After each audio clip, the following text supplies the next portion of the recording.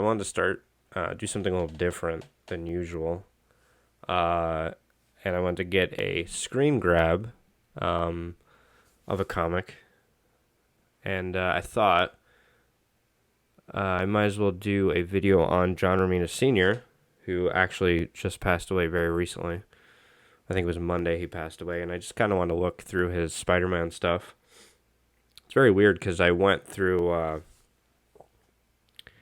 sort of my collection, and I didn't have that much John Romita Sr. I had his Daredevil stuff, but I never actually have bought any of his Spider-Man stuff. I owned, I think, the first omnibus of the Spider-Man, the Amazing Spider-Man, but I never bought the second one, and then I sold the first one. So I kind of wanted to just take a look at this legendary creator's artwork. I thought I might as well start with his first Spider-Man comic, and then I want to later just take a look at his issue after the big issue, which is Spider-Man 50. So let's just take a look at his first issue, and I'm doing this like panel by panel. So hopefully this works out. So anyways, first time that Romita Sr. was doing Green Goblin and Spider-Man. Obviously, Green Goblin, but also Spider-Man. I believe he did a comic. I'm not entirely sure, but I think he did do a Daredevil comic where Spider-Man was in it. I just kind of wanted to take a look at this. I know one of the reasons why Steve Ditko left the book is because I guess they got into an argument. Steve Ditko and Stan Lee got into an argument about who Norman Osborn was going to be, or excuse me, who Green Goblin was going to be, which ended up being Norman Osborn. I think Steve Ditko did not want that to happen, obviously, because what ended up happening was Norman Osborn was Green Goblin. But it's very interesting to kind of take a look at Romita kind of taking over this book that Steve Ditko kind of made his own. And I think he did a really good job taking over. I think his stuff was a little bit prettier than Ditko stuff was. And the other thing that's quite sad about John Romita Sr. passing away is I think he's really the last member of that original group of guys that was around from sort of the inception of the Marvel comics that we know. So I just kind of want to take a look at this. I'm focusing on the art as well. So one of the things that obviously about Romita Sr. that cannot be denied is that he drew not only great looking figures, but very attractive figures. And the movement of things, hopefully my mouse comes up, the movement of the things like the leg, very, very nice movement of that outer leg, and then was concave or convex, I can't remember the difference, but between the two, I know what they mean, but I just don't know the difference between the two, but one of these lines goes out, and then one of these lines goes in. Very important when you're drawing that bottom part of the leg. Also, the one thing that I really liked about Romita Sr. is the way he drew knees. It's kind of one of the things that I like about Jack Kirby so much as well. But yeah, I mean, so much movement, so much awesome gesture, great drawings, great figures, and also very believable. And I just love this piece here.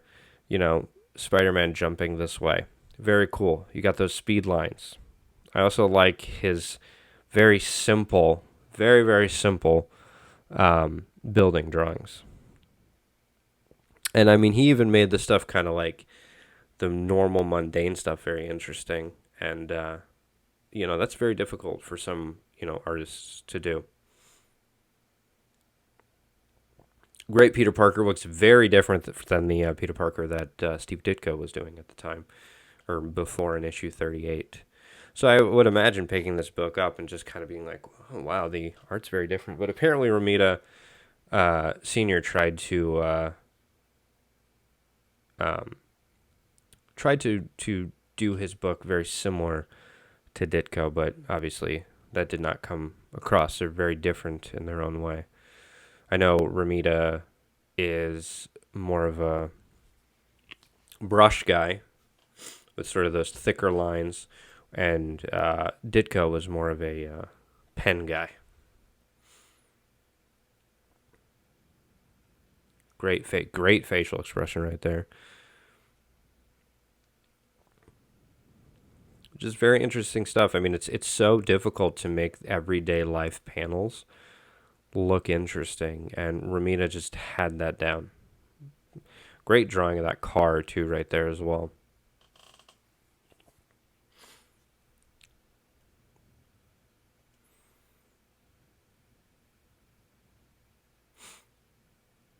Great stuff. I just love things like, having the reactions around the head. You know, it speaks so much, and the expression on the faces, great expression. And drawing that mundane stuff. I mean, this comic seems like it's a lot of mundane stuff going on. Just, Peter having a conversation with Harry Osborn. There's no action going on. Because I think Romita came from the romance comics, and then here we go. We get back into Spider-Man. Great work. I just love those movements of the lines. The top of the leg up there, coming in, then going out. That outer leg going out, coming in, actually staying out, and then sort of going out, and then coming in. Just very cool stuff that's going on there.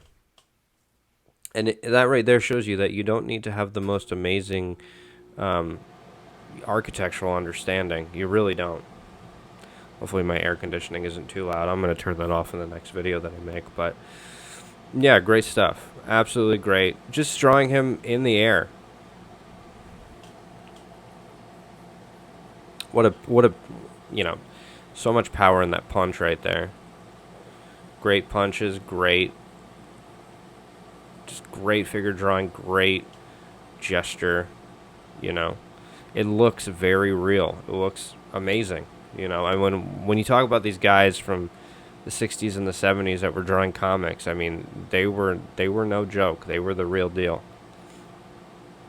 I love that movement of the arm there. It's just a great movement of an arm. It's very difficult to draw because you got that socket, that arm going out, and I would screw that up. It would look like garbage if I did that. But man, he's just got that amazing movement of that arm, and then that arm coming down. Very cool stuff. That is a very difficult gesture to draw right there. That torso up there, or that upper part of the body, the shoulders going that way. That's the other thing is, like, when I was drawing for the longest time, I would put the rib cage with the shoulders, not realizing that they're completely separate from one another. And then you have that pelvis going there, and then those legs coming in, and those square knees, man, those really awesome Romita square knees. Another great gesture here, very foreshortened torso there. Can't see much of that middle area, but it's there, that head going that way. You got your head center line going there, and then you got that chest center line going there, and then you got that pelvis somewhere behind there coming down there, and then that leg over. I mean, it's just really difficult stuff, but when you can figure it out, it's amazing. And none of this stuff is stiff. There's not a stiff drawing in this entire book. I love that. The guy on the ground shooting the gun and the gun coming out.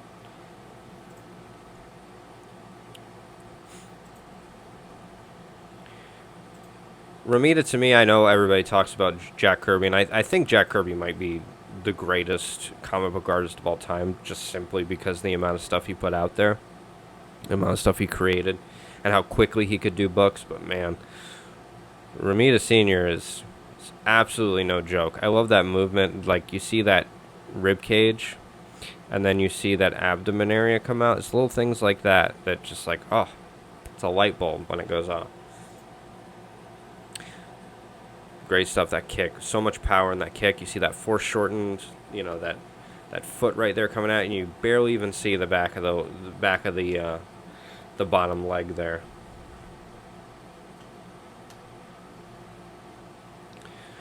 just moving that figure in every way. Remember how I said it was a very, like, a lot of mundane stuff? Well, here's the action, and man, it kicks really, really hard. That punch, the movement of that head going back, so much power in that punch.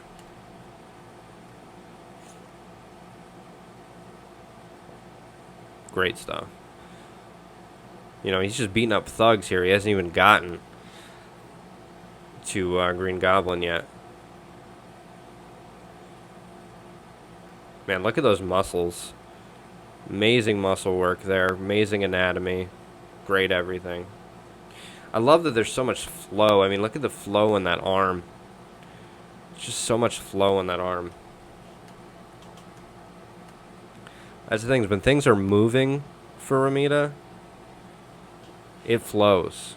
When things are in, like, static, it's very solid. Great stuff. Look at this, just coming out of a window of this building. The building is so simple. Such a simple building. Such a simple window, but it reads so beautifully. So well. You don't need to be this overly architectural, like, genius to be able to do this kind of stuff. I mean, look how boring that phone is. There's not much going on there with that phone. It reads as a phone. You know, sometimes I'll catch myself trying to add too much detail to things, but when you're working in comics, you can't do that. I think this is the first time we see his Jameson. Great stuff.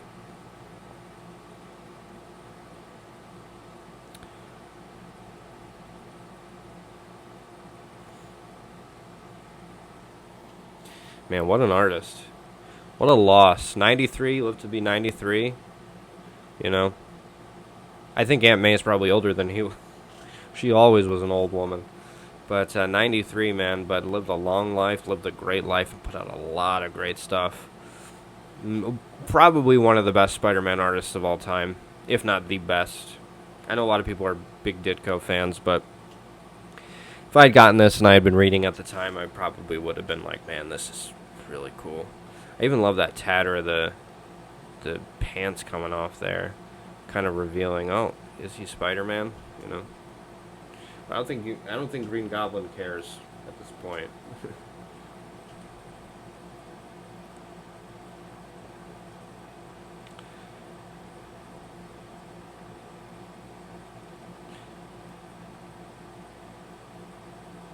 And then you find out he knows who Spider-Man is, and Spider-Man knows who he is. Great stuff.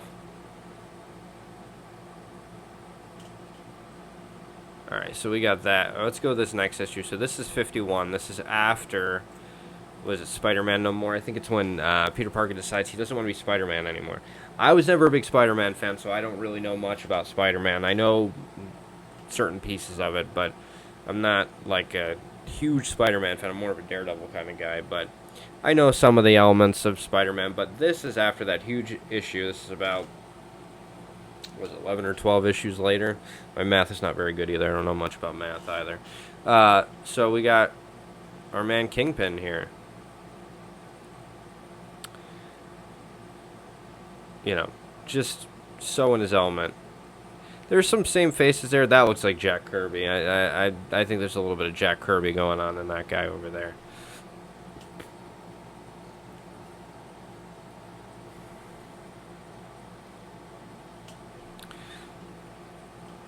Drew a great Kingpin, amazing Kingpin. I love this. I love his Spider-Man. He's just got one of the coolest Spider-Mans in the world. Such a slick design. It just looks so good.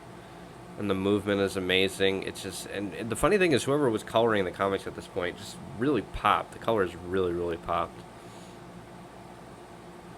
Beating up thugs again. I guess Spider-Man loves beating up those thugs, but I mean, like, you can't take those guys. You know, you can't take the villain crew that he fights all the time out. So he's got to beat up these thugs every once in a while. Great. Amazing panel. I love the way he draws knees. I love the way he draws legs. It's all there. Just great stuff. I think his stuff's a little less flowy than it was in the last book, but then again, I mean, everything is sort of static at this point. Everything is solid, you know. So there doesn't really need to be much movement there. I think Romita would have been just fine as a animator.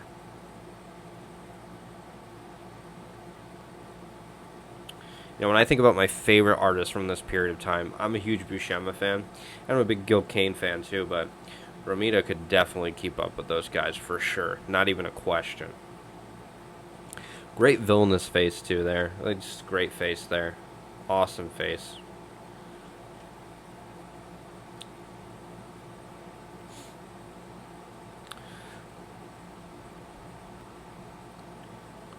Peter Parker riding on the stupid motorcycle thing, moped thing. And then we got Mary Jane.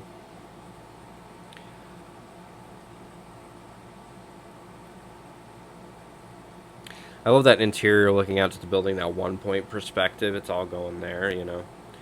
It's all going to that point. Great stuff. One thing about perspective is if you can just figure out, if you can focus on where things are going to, like for instance, you see, like, when it stops going at an angle and it starts to get straight, that kind of tells you where your horizon line is. So it's probably somewhere around there. It's not much of a tilt going on. I think the tilt starts, so it's probably somewhere around there. You figure things out like that later. You see how it's coming down here. Hopefully you can see this. Hopefully my screen isn't cut off completely, but it's kind of going down there, you know. And the closer you get to the vanishing point, the less it's going to be at an angle. I love guys who can draw a great glass shatter. Romita Sr. was no different. Great motion. Just packs such a punch. His artwork so solid, such solid, just a solid artist, really. Anytime Spider-Man lifts anything up, man, it looks great. I know Ditko has that amazing issue. But I feel like they wanted to kind of recreate that, you know, Spider-Man lifting up heavy objects and kind of seeing all the striation of the muscles. Great stuff. So we're taking Jameson in.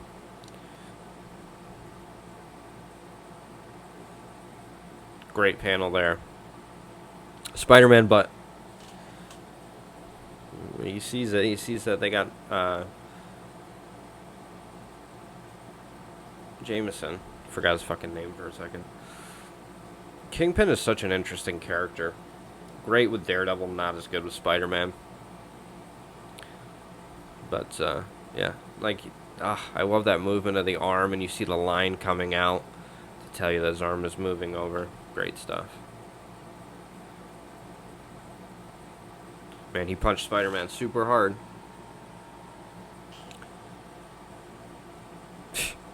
What a great panel. Just amazing. What a loss. What an absolute loss. Alright, so that is the final issue I wanted to look at for Romita Sr. This is kind of a video I just made very quickly because of the passing of Romita. What a loss. What an amazing artist. One of the best. Probably the best Spider-Man artist, in my opinion. I know people are big on guys like Todd McFarlane, and I know Eric Larson. Some people like Eric Larson and Mark Bagley and guys like that. And again, I don't read much Spider-Man, but I think Romita Sr. might be the best. I am a huge Romita Jr. fan on Spider-Man, but I still think Romita Sr. has got it.